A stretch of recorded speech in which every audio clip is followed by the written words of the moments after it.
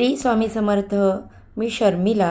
माझ्या या यूट्यूब चॅनलमध्ये माझ्या सगळ्या गोड यूट्यूब फॅमिलीचं पुन्हा एकदा नव्याने स्वागत करते. तुमच्या मनातील सगळ्या चांगल्या इच्छा स्वामी महाराज पूर्ण करोत हीच स्वामी महाराजांच्या चरणी प्रार्थना करते आणि आपल्या याच्या नवीन व्हिडिओला सुरुवात करते. बघा, गुढीपाडव्याच्या दिवशी सगळ्या महिलांनी ही गोष्ट आवर्जून लक्षात ठेवा. आपल्या घरामध्ये लहान मुलं असू, वयोवृद्ध असू, कोणतीही व्यक्ती असू, प्रत्येकाच्या अंघोळीच्या पाण्यामध्ये आपल्याला ही एक वस्तू टाकायची आहे. बघा, गुढीपाडवा हा अत्यंत शुभ दिवस आहे. 3.5 मुहूर्तांपैकी हा एक अतिशय महत्त्वाचा दिवस मानला जातो. या दिवशी आपण चांगल्या कामांची सुरुवात करतो आणि हा दिवस जो आहे तो मराठी नववर्षाचा पहिला दिवस मानला जातो आणि येणारं हे वर्ष जे आहे आपल्याला अत्यंत सुखाचं जाण्यासाठी, आपल्यातली निगेटिव्हिटी, नकारात्मकता काढून टाकण्यासाठी गुढीपाडव्याच्या दिवशी तुम्ही सकाळी जेव्हा आंघोळ कराल त्यावेळेस आंघोळीच्या पाण्यामध्ये तुम्हाला ही एक वस्तू टाकायची आहे आणि आवर्जून न विसरता टाकायची आहे. ही वस्तू प्रत्येकाच्या घरामध्ये असते, फक्त तिचा आपल्याला वापर करायचा आहे. चमत्कार घडेल असा अत्यंत सोपा उपाय आणि प्रभावी असा हा उपाय आहे. माता लक्ष्मी प्रसन्न होते आणि आपल्यामधील जी काही निगेटिव्हिटी आहे, नकारात्मकता दूर निघून जाते आणि आपण जे काही काम करतो त्याच्यामध्ये आपल्याला यश मिळते. बघा, गुढीपाडवा अत्यंत शुभ दिवस असल्यामुळे आपल्याला अभ्यंग स्नान करायला पाहिजे. जसं की आपण दिवाळीच्या दिवशी अभ्यंग स्नान करतो आणि गुढीपाडवा ही हिंदू नववर्षाची सुरुवात आहे आणि चैत्र प्रतिपदेपासून म्हणजेच गुढीपाडव्यापासून या नववर्षाला सुरुवात होते. गुढीपाडवा हा सण अगदी सगळे आनंदाने साजरे करत असतात.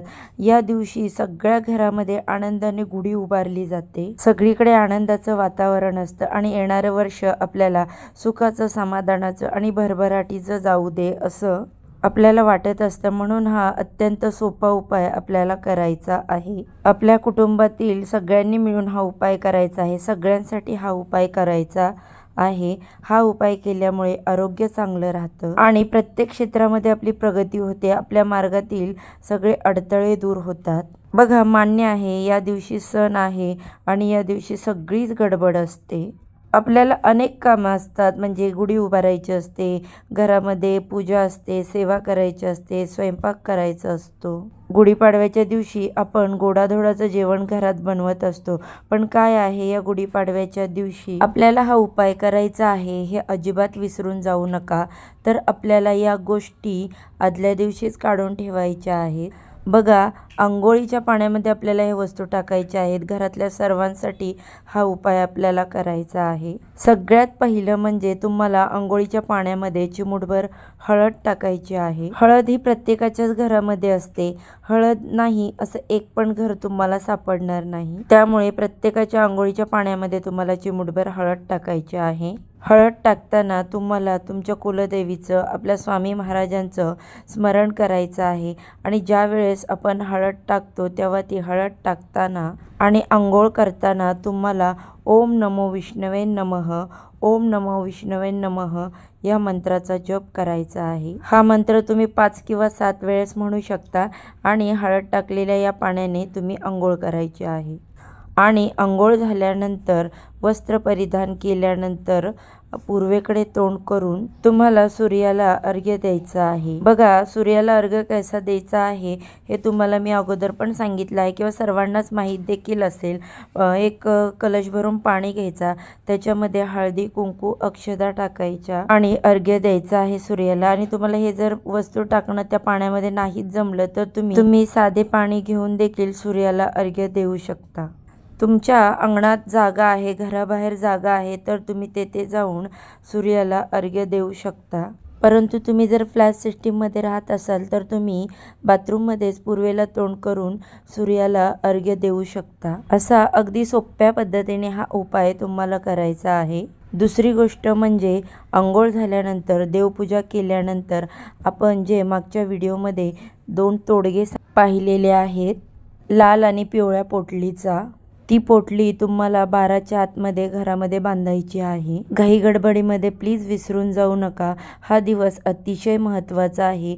या महत्त्वाच्या दिवशी काही असे उपाय केले तर त्याचा फायदा जास्त होऊ शकतो। आणि कसं आहे, आपण हे उपाय नंतर पण करू शकतो, परंतु त्या दिवसाचा फायदा जो आहे तो आपल्याला नंतर मिळत नाही। सेवा वगैरे तुम्ही नंतर करा, परंतु उपाय तुम्ही अगोदर करून घ्या आणि त्यानंतर मग तुम्ही गुढी उभारा। घरातील सर्वांनी उपाय सेवा ह्या ज्या आहेत त्या तुम्हाला करायचा आहे। आता यानंतर बघा, अजून तुम्हाला थोडा वेळ असेल तर तुम्ही एक काम सुद्धा करू शकता। आता बघा, तुम्ही एका वाटीमध्ये किंचितशी हळद, मोहरीचं तेल आणि बेसन घ्या आणि गाईचं कच्चं दूध या सगळ्या गोष्टी घ्या आणि त्याचं छान उटणं बनवा आणि ते उटणं तुम्ही अंगाला लावा। त्यामुळे देखील तुम्हाला याचा खूप मोठ्या प्रमाणावर आणि चांगला फायदा मिळेल। या उटण्यामुळे काय होतं, आपल्या शरीरामध्ये जी निगेटिव्हिटी असते ते निघून जाते। बघा, मोहरीच्या तेल, गाईचं तूप याचा कितीतरी आपण उपाय करत असतो। असं उटणं लावून तुम्ही अंघोळ केली तर अतिशय उत्तम। आणि जर तुम्हाला नाही जमलं तर किंचितभर हळद टाकून तुम्ही उपाय करू शकता। यानंतर बघा, कडुलिंबाच्या पानाचा देखील आपल्याला उपाय करायचा आहे। आणि बघा, अंघोळीच्या पाण्यामध्ये तुम्ही कडुलिंबाचं एक पान टाका। कडुलिंबाचं पान हे अत्यंत औषधी असतं आणि या दिवशी कडुलिंबाचं पान टाकून अंघोळ त्याचा अनेक पटीने पुण्यफल मिळतं। बघा, आपण रोजच अशा गोष्टी करत नाही, परंतु वर्षातून काही तिथी, काही दिवस असे असल्याने त्या तिथींवरती आपल्याला हे जर उपाय केले तर त्याचा आपल्याला खूप मोठ्या प्रमाणावर फायदा होतो। आता बघा, कडुलिंबाच्या पानांचा हा आपले स्किनवरती क्रीम बनवण्यासाठी किंवा काही औषधांसाठी देखील मोठ्या प्रमाणावर वापर केला जातो। त्यानंतर बघा, या गुढीपाडव्याच्या दिवशी आपल्याला कडुलिंबाची पानं देखील खायची आहेत, पण आवर्जून तुम्ही कडुलिंबाच्या पाने जी आहेत ती अंघोळीच्या पाण्यामध्ये टाका, ज्यामुळे तुमच्या घरामध्ये असलेली निगेटिव्हिटी ही दूर होण्यास मदत होईल किंवा तुमचे शारीरिक ज्या काही व्याधी असतील ते दूर होण्यास मदत। बघा, हा गुढीपाडव्याचा दिवस हा अत्यंत महत्त्वाचा आहे। या दिवशी तुम्ही सेवा करा, पूजा करा। हा महत्त्वाचा दिवस असा वाया नका जाऊ देऊ। या सणाला सुट्टी असल्यामुळे बघा, आपण उशिरा उठतो, तर असं अजिबात करू नका। दिवस महत्त्वाचा असतो, त्याचा आपल्याला फायदा देखील करून घ्यायचा असतो। कारण बघा, आपण असं म्हणतो ना, मी एवढं करते तेवढं करते तरी माझ्यावरतीच वाईट वेळ का येते। यासाठी आपण या योग्य तिथीवरती काही उपाय केले तर त्याचे आपल्याला फायदे होतात। तर बघा, हा अत्यंत प्रभावी आणि सोपा उपाय मी आजच्या व्हिडिओमध्ये तुमच्यासोबत शेअर केला। व्हिडिओ जर आवडला असेल तर व्हिडिओला लाईक करा, चॅनलला सबस्क्राईब करा आणि असेच नवनवीन छान छान व्हिडिओ पाहण्यासाठी बेल आयकॉनला देखील क्लिक करा। चला तर मग, सर्वांना श्री स्वामी समर्थ।